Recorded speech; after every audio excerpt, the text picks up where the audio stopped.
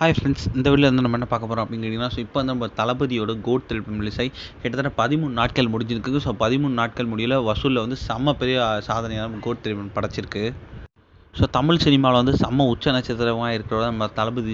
அவரோட நடிப்பில் லேட்டஸ்ட்டாக வந்த திரைப்படம் தான் கோட். இந்த திரைப்படம் வந்து ரசிகர்கள் மத்தியில் செம்ம பெரிய வரவேற்பு பெற்று இருந்தது. இந்த திரைப்படத்தை வந்து நம்மளோட வெங்கட் பிரபு தான் இயக்கியிருந்தாங்க. ஏஜஸ் தான் தயாரிச்சிருந்தாங்க.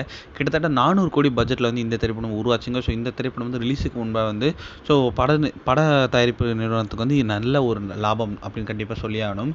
இந்த திரைப்படத்தில் வந்து நம்ம தளபதி விஜய் கூட சேர்ந்து வந்து ஒரு பிரபுதேவா, பிரசாந்த், லைலா, ஸ்னேகன், மோகன் இந்த மாதிரி ஏகப்பட்ட கதாபாத்திரம் இந்த திரைப்படம் நடிச்சிருந்தாங்க. ஏகப்பட்ட கேமியோஸும் வந்து இந்த திரைப்படத்தில் நடிச்சிருந்தாங்க. ஒரு த்ரிஷா, ஒரு சிவகார்த்திகேயன் இந்த மாதிரி வந்து ஏகப்பட்ட கேமியோஸும் இந்த திரைப்படத்தில் நடிச்சிருந்தாங்க. ரிலீஸுக்கு அப்புறம் வந்து நம்மளோட கோட் திரைப்படம் செம்ம வேட்டையாடி வந்துட்டு இருக்குங்க. தமிழ்நாட்டிலையும் வந்து செம்மையாக பண்ணிட்டு இருக்கு.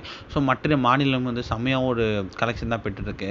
இடையில வந்து நம்ம கோட் திரைப்படம் ரிலீஸ் ஆகி சரியாக வந்து 13 நாட்கள் முடிஞ்சிருக்கு. 13 நாட்கள் முடிவில் உலக அளவில் வந்து கிட்டத்தட்ட 400 கோடிக்கு மேலே வந்து கலெக்ட் பண்ணியிருக்குங்க. இதற்கு முன் ரிலீஸ் ஆன லியோ திரைப்படம் வந்து 598 கோடி வரைக்கும் கலெக்ட் பண்ணியிருக்கு. நம்மளோட கோட் திரைப்படம் வந்து 400 கோடி கலெக்ட் பண்ணிருக்கு. இதன் மூலம் வந்து நம்ம தளபதி விஜயோட கரியரில் வந்து அவரோட 400 கோடி வந்து 2 திரைப்படங்கள் கடந்த ஒரு சாதனை வந்து நம்ம தளபதி விஜய் வந்து பண்ணியிருக்காங்க.